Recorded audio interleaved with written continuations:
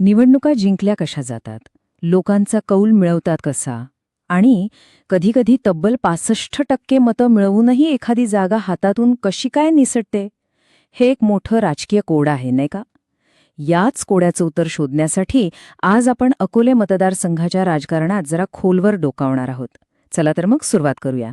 तर अकोलेच्या राजकारणाचं संपूर्ण चित्र समजून घेण्यासाठी आपण या 6 महत्वाच्या टप्प्यांमधून जाणार आहोत. प्रत्येक टप्पा आपल्याला काहीतरी नवीन शिकवून जाईल. चला आधी अकोले मतदारसंघाला समजून घेऊया. हा अहमदनगर जिल्ह्यातला एक अत्यंत महत्वाचा मतदारसंघ आहे. ओळख काय? तर ग्रामीण, डोंगराळ भाग, घनदाट जंगल आणि हा मतदारसंघ प्रामुख्याने आदिवासी समाजासाठी राखीव आहे. इथलं आयुष्य ना ते पूर्णपणे शेतीवर अवलंबून आहे. ऊस, बाजरी अशी पिकं इथली मुख्य ओळख. आणि स्थानिक सहकारी संस्था त्या तर जणू या अर्थव्यवस्थेचा कणाच आहेत. बरं, मग अकोलेतील लोकांसमोर आव्हानं कोणती आहेत? सगळ्यात मोठं आव्हान म्हणजे पाणी. पाण्याची प्रचंड टंचाई आहे. आणि शेतकरी? ते तर कर्जाच्या ओझ्याखाली दबलेले आहेतच, पण यासोबतच एक अजून मोठा मुद्दा आहे, तो म्हणजे वन आणि आदिवासी हक्कांचा. पेसा नावाचा कायदा आहे, जो आदिवासी समाजाला त्यांच्या जमिनीवर, त्यांच्या जंगलावर हक्क देतो, पण त्याकडे सर्रास दुर्लक्ष होतंय.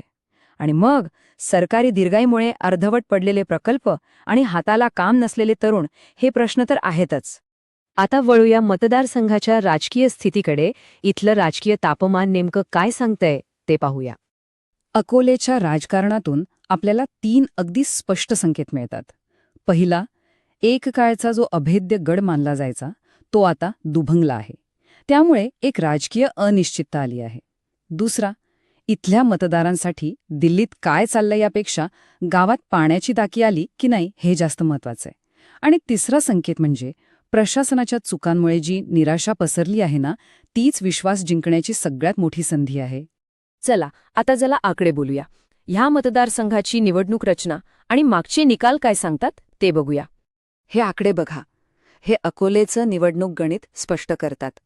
एकूण मतदारांपैकी सुमारे 18.7% मतदार हे अनुसूचित जमातीचे आहेत. आणि म्हणूनच हा राखीव मतदारसंघ राजकीयदृष्ट्या खूप महत्वाचा ठरतो. इथले प्रश्न हे संपूर्ण समाजाचे प्रतिनिधित्व करतात. आणि आता येऊया त्या $1 मिलियन प्रश्नाकडे. तब्बल 65% मतं मिळूनही एखादी आघाडी जागा कशी गमावते? याचं उत्तर कुठल्या नेत्याच्या लोकप्रियतेत नाहीये, ते दडलंय मतांच्या विभागणीच्या गणितात. बघा, पराभवाचं कारण लोकांचा पाठिंबा कमी झाला हे नाहीये. झालं असं की प्रमुख पक्षच 2 गटांमध्ये विभागले गेले. आणि जेव्हा असं होतं तेव्हा एकजूट मतं विभागली जातात. मग काय, अगदी कमी मतांनीही तिसराच उमेदवार जिंकून येतो. हे फक्त अकोलेतच नाही, अनेक ठिकाणी असं घडतं. आता मतांच्या या सगळ्या आकडेमोडीत एक गोष्ट आपण कधीच विसरता कामा नये. प्रत्येक मत म्हणजे फक्त एक आकडा नाहीये, ते एका माणसाचं मत आहे, एका नागरिकाचा आवाज आहे. त्यामुळे कोणत्याही समाजाबद्दल किंवा त्यांच्या राजकीय निवडीबद्दल बोलताना प्रत्येकाच्या सन्मानाचा आदर करणं आणि माहितीवर आधारित जबाबदार चर्चा करणं हे आपलं घटनात्मक मूल्य आहे. आता जरा मागे जाऊन बघूया.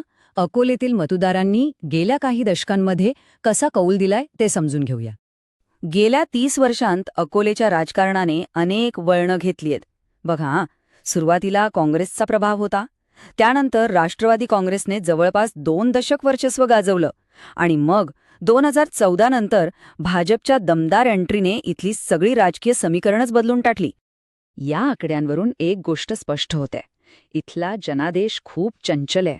म्हणजे इथले मतदार चांगल्या कामाला भरभरून मतं देतात, पण काम नाही झालं तर निर्णायकपणे शिक्षाही देतात. विजयाचं अंतर कधी कमी कधी जास्त, हेच तर त्याचं प्रतीक आहे. इथे प्रचाराचे 2 वेगवेगळे मार्ग दिसतात.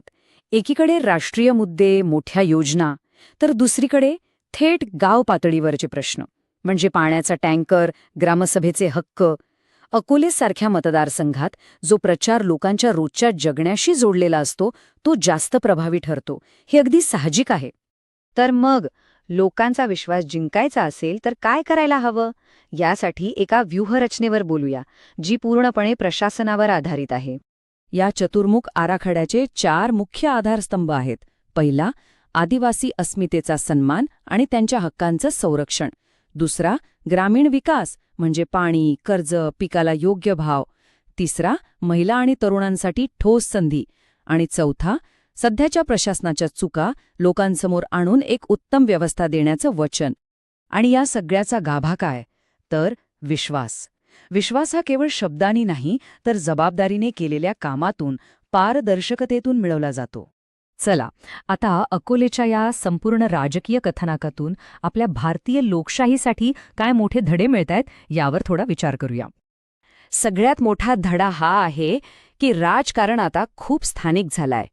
चिरस्थायी यश मिळवायचे असेल तर स्थानिक लोकांचं ऐकावं लागेल, त्यांच्या समस्या सोडवाव्या लागतील. विश्वास आणि कामाच्या आधारावरच नातं निर्माण करावं लागेल. मोठ्या राष्ट्रीय लाटा येतात आणि जातात, पण गाव पातळीवरचं वास्तव ते कायम राहतं. आणि दुसरा महत्त्वाचा मुद्दा म्हणजे जबाबदारी. आजच्या काळात मतदारांशी संपर्क साधण्याचे अनेक मार्ग उपलब्ध आहेत, पण या प्रक्रियेत प्रत्येकाच्या खाजगी आयुष्याचा, त्यांच्या संमतीचा आदर करणं खूप गरजेचं आहे. माहितीचा वापर लोकांची सेवा करण्यासाठी व्हायला हवा, त्यांना मॅनिप्युलेट करण्यासाठी किंवा त्यांच्यावर प्रभाव टाकण्यासाठी नाही. एक शेवटचा पण महत्त्वाचा प्रश्न. अशा विभागलेल्या राजकीय वातावरणात सगळ्यात मोठा धोका कोणता असतो? सर्वात मोठा धोका निवडणुकीत हरण्याचा नाहीये. खरा धोका आहे तो लोकांचा संपूर्ण व्यवस्थेवरचा विश्वास उडण्याचा. म्हणूनच आज अशा राजकारणाची गरज आहे जे आकडेवारीचा वापर करेल, पण ज्याच्या केंद्रस्थानी माणूस असेल. लोकांचा सन्मान आणि त्यांच्या आयुष्यात होणारा खरा बदल याला महत्त्व देणारा राजकारण.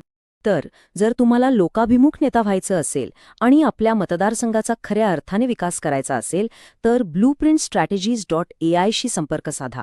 ईमेल आयडी आहे mgr@blueprintstrategies.ai किंवा तुम्ही 0800 420 4602 या नंबरवर कॉल करू शकता, कारण उद्देश राजकारणापलीकडचा आहे.